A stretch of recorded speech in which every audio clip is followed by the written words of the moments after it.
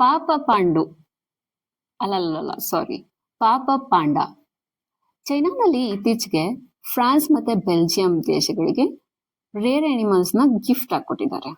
ಇದೊಂದು ಚೈನಾದ diplomacy style ಅಂತೆ, ಅಂದ್ರೆ ರಾಜತಾಂತ್ರಿಕ ಸ್ಟೈಲ್. ಒಂದು ಏನಂದ್ರೆ ಈಗ ಫ್ರೆಂಡ್ಶಿಪ್ ಅಲ್ಲಿ ಯಾವ ತರ ಗಿಫ್ಟ್ ಎಕ್ಸ್ಚೇಂಜ್ ಮಾಡ್ಕೋತೀವಲ್ಲ, ಅದೇ ತರ ರೇರ್ ಅನಿಮಲ್ಸ್ ನ ಎಸ್ಪೆಷಲಿ ಪಾಂಡಗಳನ್ನ ಬೇರೆ ದೇಶಕ್ಕೆ ಗಿಫ್ಟ್ ಆಗಿ ಕೊಡ್ತಾರಂತೆ.